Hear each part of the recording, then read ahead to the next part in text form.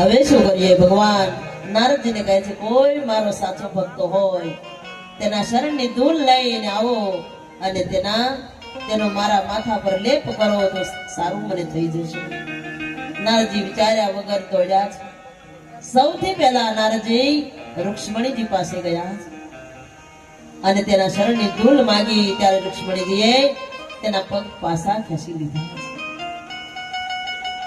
અને બોલ્યા, આ તમે શું બોલી રહ્યા છો? કૃષ્ણ મારા પતિ છે, મારા શરણની રજ તેના માથા પર લગાડો તો મારે નરકમાં જવું પડે.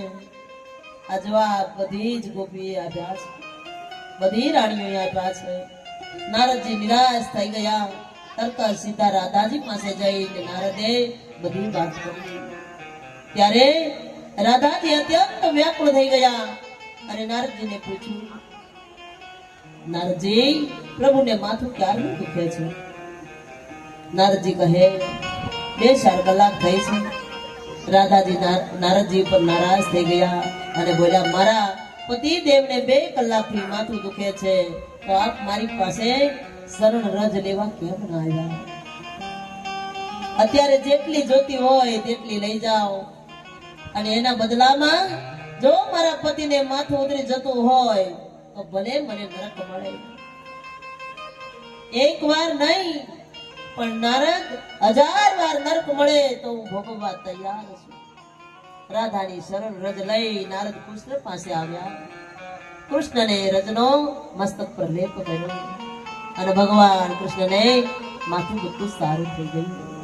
કૃષ્ણે નારદજીને કહ્યું, હવે સમજમાં આવ્યું બધે રાધે રાધે શા માટે કહે છે? નારદજી કહ્યા, હા, સમજી ગયો પ્રભુ. અને એ પણ સમજી ગયો કે તમે જેને પ્રેમ કરો છો તેને તમે એક ક્ષણ પણ તકલીફમાં જોઈ શકતા નથી. આમ રાધા કૃષ્ણ બંને ચાલ્યા જતા હતા. ત્યારે રાધાજી થાકી ગયા એટલે રાધિકાએ કહ્યું, કનૈયા, ચાલો ને થોડી વાર બેસી જઈએ, હું થાકી ગઈ છું. કૃષ્ણ કહે, ના રાધા, બેસવું નથી આપણે. અરે કાના, હવે મારાથી નહીં ચલાય, હવે હું બહુ થાકી ગઈ છું. તો ચલ રાધા, તું એક કામ કર, તું મારે ખભા પર બેસી જા. પણ આપણે અહીંયા બેસવું નથી. ભગવાને રાધિકાને પોતાના ખભા ઉપર બેસાડ્યા છે. રાધિકાએ પોતાના ડાબા હાથે ભગવાનના મસ્તક પર મોટા મોટા ઝુલ્ફોને પકડ્યા છે અને જમણા હાથથી વૃક્ષોની ડાળીઓને દૂર કરે છે. એમાં રાધાના મનમાં અહંકાર આવ્યો છે. અહંકાર ક્યારેય કરવો નહીં. અહંકાર આવે એટલે ભગવાન આપણાથી દૂર જતા રહે છે. હવે મને ખબર પડી, કૃષ્ણ બધા વગર રહી શકે પણ મારા વગર નહીં રહી શકે. ગોપીઓની વચ્ચેથી મને લઈને નીકળ્યા, હું થાકી ગઈ તો મને તેના ખભા પર બેસાડી પણ મને છોડી નહીં. આજ મને ખબર પડી કે કનૈયો મારા વગર નહીં રહી શકતો. ભગવાને જરા જેટલું સ્મિત વેર્યું. ભગવાન મનમાં બોલ્યા, રાધા, મને તારા શરીરનો વજન નથી લાગતો પણ તારા અભિમાનનો વજન લાગે છે. રાધાજીના અહંકારને દૂર કરવા ભગવાને લીલા કરી. એક વૃક્ષની મોટી ડાળી આવી. રાધાજી તે ડાળીને હાથથી દૂર કરવા ગયા અને એક સમયે ભગવાન નીચેથી અદ્રશ્ય થઈ ગયા. 2 હાથે વૃક્ષોની ડાળી પકડી રાધા લટકે છે. રાધા પણ રડે છે, કનૈયા કનૈયા એમ બૂમ પાડે છે. પેલી ગોપીઓ પણ શોધે છે. એમાં એક સ્ત્રીનો રડવાનો અવાજ પેલી ગોપીએ સાંભળ્યો છે. બધી જ ગોપીઓ એ દિશામાં આવીને જુએ ત્યાં તો રાધા ઝાડની ડાળી પકડીને લટકે છે. પણ જેને વિરહ થયો હોય તેને પૂછો. બધી જ ગોપીઓ ભગવાનની પ્રાર્થના કરે, કૃષ્ણ તમે આવી જાઓ, હવે અમે માફી માંગીએ, કૃષ્ણ તમે આવી જાઓ. આમ 19 ગોપીએ તેના અંતરનો ભાવ વ્યક્ત કર્યો અને ભાગવતજીમાં લખાણું 5 ગીતોનું એક ગીત એટલે ગોપી ગીત. આમ બધી ગોપીઓ પોતાના અંતરનો ભાવ વ્યક્ત કરે છે. કૃષ્ણ, અમને આમ અધવચ્ચે છોડીને ન જાઓ અને તમારે જાવું હોય તો અમને પ્રેમ ન કરો, પ્રેમ કરવો નહોતો. તેમ છતાં અમને વૃંદાવનમાં આવેલા તમામ રાક્ષસો પાસે મરવા દેવા હતા. શું કામ અમને બસાવ્યા? તમે માત્ર ગોપીઓના કાન, નંદલાલાના દીકરા, યશોદાના લાલ એટલું જ નથી, તમે આ જગતમાં જેટલા જીવાત્મા છે ને એના આત્મા છો. આત્મા તમે. હે નાથ, તમે જતા રહેશો તો વ્રતનો મહિમા ઘટી જશે. જેમ ધ્રુવ મહારાજને ગંગાએ કહ્યું હતું કે તમે મારો કિનારો છોડીને જતા રહેશો તો મારું મહાત્મય ઘટી જશે, તેમ ગોપીઓ ભગવાનને આજે કહે છે, હે નાથ, તમે અમને છોડીને જશો તો વૃંદાવનનો મહિમા ઘટી જશે. હવે અમે પ્રાર્થના કરીએ છીએ, આપ હવે પાછા આવો. તમે કહેશો તેમ અમે કરશું. તમારા શરણની દાસી બનીને અમે રહેશું. પ્રભુ, તમે પાછા આવી જાઓ. અમે અમારા પતિ તેમજ બાળકોને મૂકીને આવ્યા છીએ, છતાંય તમે અમને મૂકીને જતા રહ્યા. ગોપીઓ આમ કૃષ્ણના દર્શન માટે રડે છે. એક ગોપી કહે, કનૈયા, તમે આપેલું દુઃખ અમે કોને કહેવા જઈએ? અને બીજાને કહેવાથી તમારા વિશે કંઈક બોલે તે અમારાથી સહન ન થાય, માટે તમે પાછા આવી જાઓ. ગોપીઓ સફેદ વસ્ત્ર પાથરી ફરતી ફરતી બેઠી છે અને કહે છે, નાથ, હવે તમે નહીં આવો તો અમારા પ્રાણ અને અમે અહીંયા તજી દઈશું. પણ પ્રભુ, અમે પાછા ઘેર નહીં જઈએ. કદાચ અમારા પતિને ખબર પડશે કે રાત્રિના સમયે ગોપીઓ કૃષ્ણને મળવા ગઈ હતી, પણ પ્રભુ, અમારો પતિ અમને છોડી દેશે તો અમે જીવી જઈશું. પણ પ્રભુ, તમારા વિયોગમાં અમે નહીં જીવી શકીએ. ગોપીઓના મનમાંથી અહંકાર દૂર થયો. પ્રતિજ્ઞા લઈને બધી ગોપી બેસી ગઈ છે. ભરોસો દઢ હોવો જોઈએ. અંતે ભગવાનને ગોપીઓના પ્રેમ આગળ હારવું પડ્યું અને કૃષ્ણને આવવું પડ્યું. ગોપીઓની મધ્યમાં ભગવાન આવ્યા છે. ગોપીએ કહ્યું, ભગવાન, આજ ગયા તો ભલે ગયા, પણ હવે ક્યારેય જતા નહીં. આજ તમારા વિયોગમાં તમારી ગોપીઓ જીવે છે, પણ જો હવે ગયા ને તો અમે નહીં જીવી શકીએ. હવે અમે પ્રાર્થના કરીએ છીએ, પ્રભુ, અમારી આંખથી તમે અળગા ન થતા. હવે બીજી ઈચ્છા રાસ રમવાની તો પૂરી કરાવો, અમારો રાસ સંપન્ન કરાવો. આમ પરમાત્માએ રાસ સંપન્ન કરાવ્યો અને ગોપીઓ કહે, પ્રભુ, સદૈવને માટે તમારા ચિંતન થાય, અમારી આંખ બંધ થાય કે ખુલે, કૃષ્ણ અમને તમારા દર્શન થાય. પણ હું આપ સૌને કહું છું, વાલા, બીજું થાય કે ન થાય, પણ બંધ આંખોમાં કૃષ્ણ દેખાય અને ખુલ્લી આંખોમાં પણ કૃષ્ણ દેખાય એવી ભક્તિ કરજો વાલા. જિંદગીમાં પૈસા ભેગા કરવાની ચિંતા ના કરશો. ત્યારબાદ બે ગોપીઓ ભેગી મળીને જે ગીતની રચના બતાવી,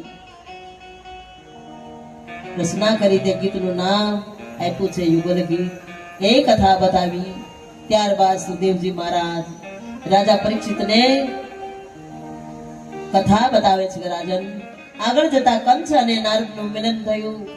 નારદના કહેવા અનુસાર નંદ યશોદાનો દીકરો એ જ વસુદેવ અને દેવકીનું 8મું સંતાન છે. આ વાતને સત્ય બતાવી એટલે કંસે ધનુષ્ય યજ્ઞનું આયોજન કર્યું છે. યજ્ઞના આરંભમાં અક્રૂરજી મહારાજ રથ લઈને કૃષ્ણને દાઉજી મહારાજને લેવા આવ્યા છે. અક્રૂરજી મહારાજ સવારના નીકળેલા સાંજે ગોકુળમાં પહોંચ્યા છે. તે વખતે ભગવાન બરાબર ગાયો સરાવીને ગયા છે, એટલે તેના શરણારવિંદ હજી તો એમને એમ હતા.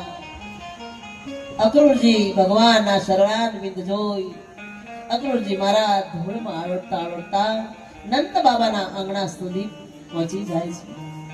અને ત્યાં આગળ કૃષ્ણ અને દાઉજી મહારાજ તેમનો હાથ પકડીને લઈ જાય છે. નંદ બાબા અને યશોદાએ તેમનું સ્વાગત કર્યું. ત્યારબાદ સાંજનું ભોજન કરી સૌ લોકો બેઠા છે. ત્યારે નંદ બાબાએ પ્રશ્ન કર્યો, અક્રૂરજી મહારાજ, આપનું અહીંયા આવવાનું કારણ શું? મથુરામાં સૌ કુશળ તો છે ને? ત્યારે અક્રૂરજી મહારાજે કહ્યું, મથુરા નરેશ, કંસ ધનુષ યજ્ઞ કરે છે અને ધનુષ યજ્ઞની પત્રિકા હું આપને દેવા માટે આવ્યો છું. તે પત્રિકાનો આપ સ્વીકાર કરો અને સાથે સાથે હું તમારા બે દીકરાનું તેડું કરવા માટે આવ્યો છું. નંદ બાબાને આ વાત બહુ ગમી. ક્યાં મથુરા નરેશ કંસ અને ક્યાં મારા દીકરાઓ, અને મારા દીકરા માટે કંસે સોનાનો રથ મોકલ્યો. સોનાનો રથ ને જોવા માટે નંદ બાબાનો આખો આંગણો ભરાઈ ગયો. વ્રજમાં નંદ બાબાના ઘેર સોનાનો રથ આવ્યો છે. આ સમાચાર વાયુ વેગે આખા વ્રજમાં પહોંચી ગયા હતા. બધા લોકો આવ્યા છે. નંદ બાબા ખૂબ ખુશ છે. તે સમયમાં યશોદાએ કહ્યું, સાંભળો નંદરાય,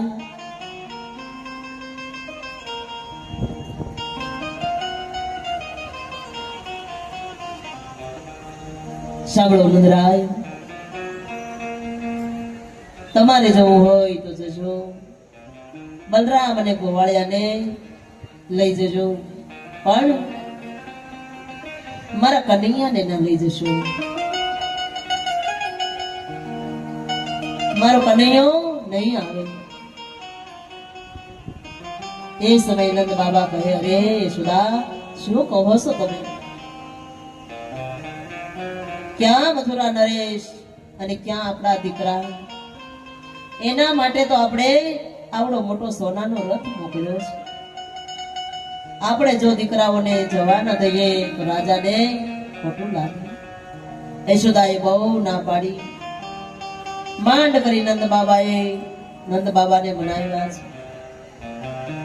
પછી જે ગોવાળો આવ્યા હતા તેને કહ્યું, ભાઈઓ, આવતીકાલે આપણે મથુરા જવાનું છે યજ્ઞમાં, એટલે તમે લોકો સામગ્રી લઈને તૈયાર થઈ જજો. આપણે જવાનું છે. એ વાત બધી નક્કી થઈ ગઈ છે. નંદ બાબાએ કનૈયાને કહ્યું, તમે જાઓ, મહેમાનને આરામ કરાવો. ત્યારે ભગવાન અક્રૂરજી મહારાજને લઈને ગયા છે. અક્રૂરજી પોતાના મનની વાત ભગવાનને કહેવા માંગે છે. પ્રભુ, મથુરામાં કાર્ય યજ્ઞનું છે, પણ તેની પાછળનું કારણ બહુ મોટું છે. ભગવાન કહે, કાકા, તમે ચિંતા ના કરો, મને બધી જ ખબર છે. આપણે સવારે જઈશું એટલે આટલું કઈ ભગવાન નીકળ્યા છે.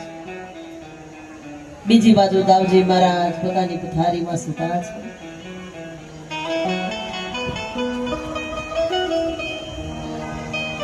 ભગવાન કૃષ્ણમાં યશોદાને સાથે સૂતા છે. માના ડાબા હાથનો તકિયો બનાવી ભગવાન સૂતા છે. જમણો હાથમાં યશોદા ભગવાનની ઝુલફોમાં ફસરાવે છે. ગાલ ઉપર માં સુમન કરે છે અને આંખમાંથી અશ્રુ નીકળે છે. ભગવાન આખો દિવસ ગાયો ચરાવીને થાક્યા હતા, એટલે ભગવાન તુરત જ પહોંચી ગયા. માં યશોદાની નિંદર આજ વેરણ થઈ છે. માં યશોદાને આજ નિંદર આવી નથી. વહેલી સવારે માં યશોદા ઉઠ્યા છે. પોતાનું નિત્ય કર્મ કરી શ્રી રાવણ બનાવ્યું. ત્યારે નંદ બાબા અને બલરામ બે તૈયાર થયા. ત્યારે અક્રૂરજી પણ આગા પાછા થવા લાગ્યા અને યશોદા રસોડામાં સુલાની બાજુમાં કપાળ સુધી સાડીનો શેડો ઉડી અને રડે છે.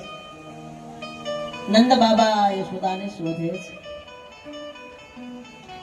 ભગવાન કૃષ્ણજી સૂતા છે.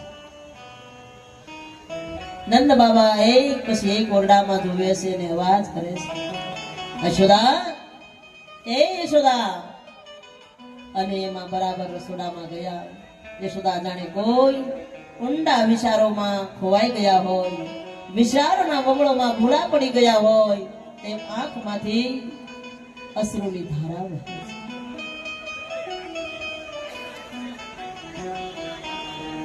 નંદ બાબા આવીને કહે છે,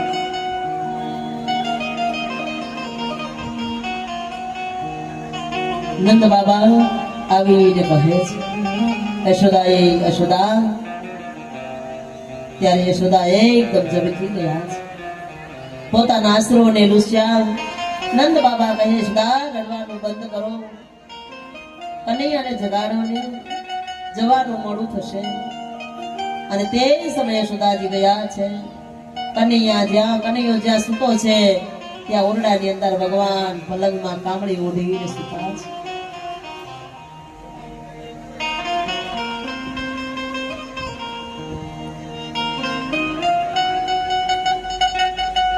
ભગવાન પલંગમાં કાળી કામળી ઓઢીને સૂતા છે. માએ કામળીનો શેડો ખેંચીને ભારે હૈયે કહ્યું, લાલા ઉભો થાવ.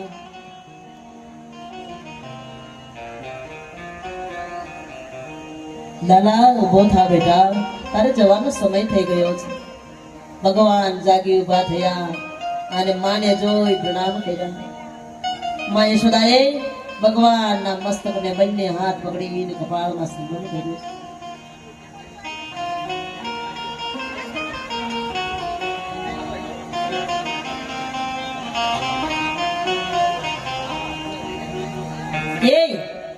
એ ભાઈઓ બેસી જવાનું. કોને પૂછીને શરૂઆત ચાલુ કર્યું? બેસી જાઓ, બધા બેસી જાઓ.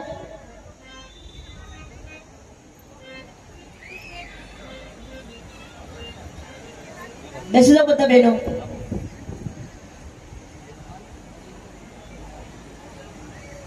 હમણાં કઈ ગરબો કે રાસ કે એવું આવે ને ત્યારે પાણી પીવડાવજો, શરબત પાજો, બધું કરજો. અત્યારે સાંભળો શાંતિથી, અને ભાઈઓને પીવડાવો આમ શાંતિ બોલી બાજુ.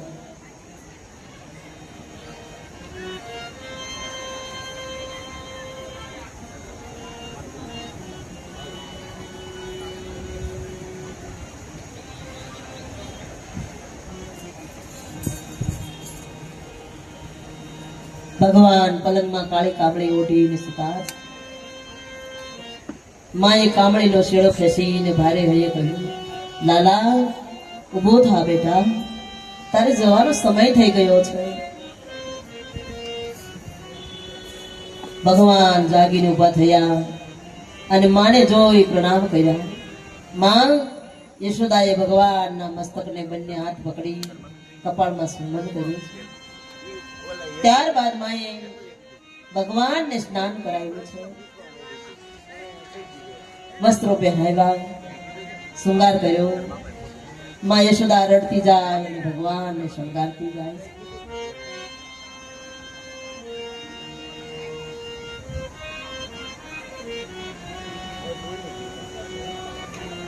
માં યશોદા રડતી જાય છે, ભગવાનને શણગાર કરતી જાય છે.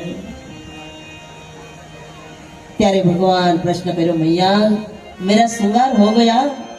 हाँ लाला तेरा श्रृंगार हो गया.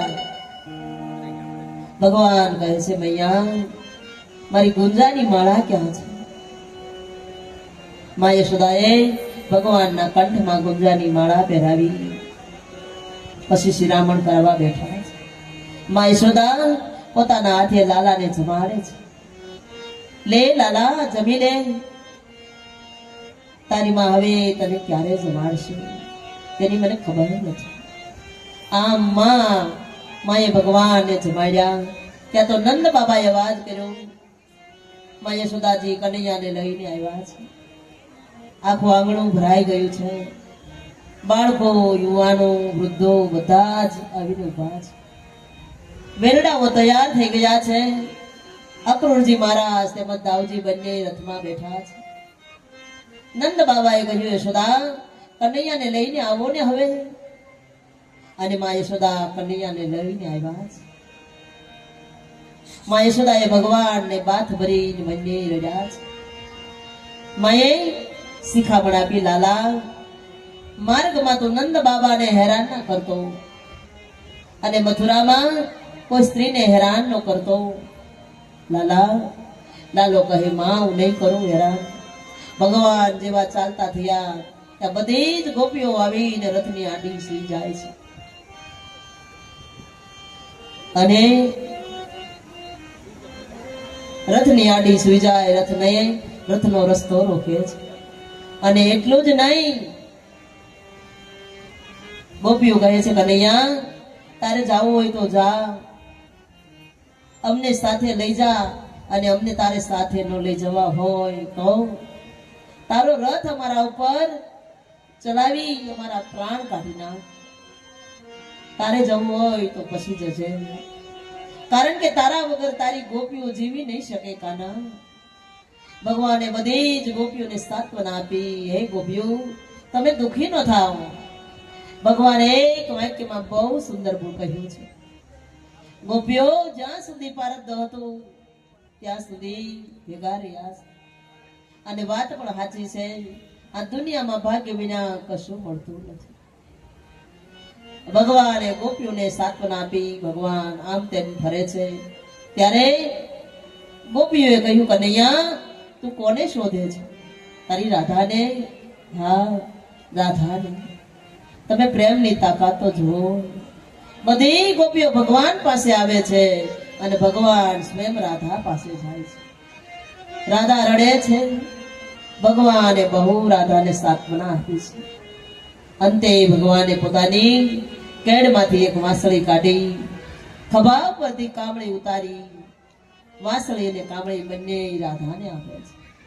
લે રાધા, હવે તારો શ્યામ ક્યારેય વાંસળી નહીં વગાડે. હવે તારો શ્યામ શંખ ફૂંકશે. આટલું કઈ ભગવાન ત્યાંથી નીકળી ગયા છે. ભગવાન જેવા રથમાં બેઠા ત્યાં રથ આગળ ચાલ્યો અને રથના એ સમયે માં યશોદાએ રથ પાછળ પાગલ બનીને દોડ્યા છે. ભગવાને રથને ઉભો રખાવી પાછા આવ્યા અને માં યશોદાના બે હાથ પકડીને કહી, માં તમે આ શું કરો છો? ભૈયા આ પરો મત. ભગવાન પોતાના નાના એવા હાથથી માં યશોદાના આંસુડા લૂછે છે. ત્યારે ભગવાનની ઉંમર 11 વર્ષ અને 52 દિવસની હતી. ત્યારે માં યશોદાએ બે હાથ જોડી લાલાને કહે છે, મારે તને એક વાત કહેવી છે. માં કહે છે, લાલા તને યાદ છે તું નાનો હતો ત્યારે તું બહુ તોફાન કરતો હતો. એકવાર તે ગોરસની ગોળી ફોડી હતી, યાદ છે તને? હા માં, યાદ છે. તારી આ કઠોર માએ તને ખાંડણિયા સાથે બાંધ્યો હતો, યાદ છે તને? હા માં, મને યાદ છે. તો તારી માં બસ આટલું જ કહે છે કે લાલા વ્રજની અને ગોકુળની કોઈ પણ વાત તને યાદ રાખજે. કોઈ વાતને યાદ રાખજે.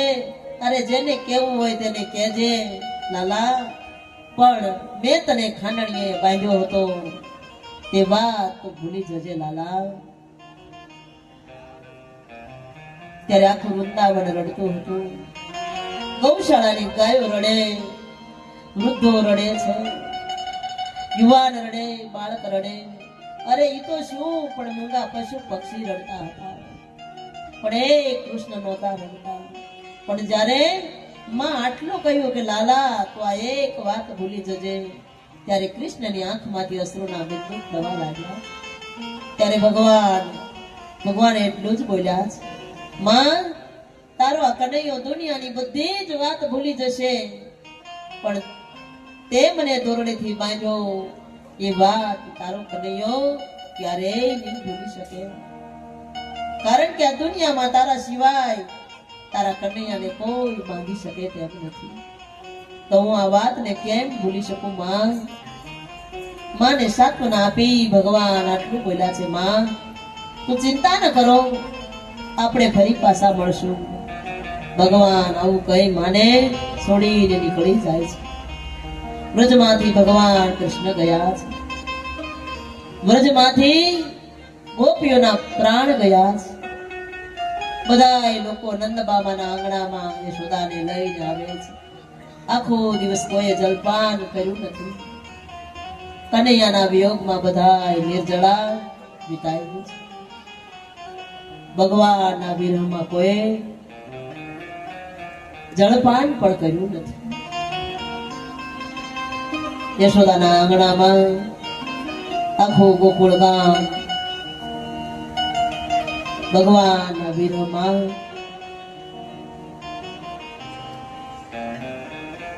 રુદન કરે છે. એ ગોકુળ છોડી આલ્યા મથુરા, નંદ યશોદા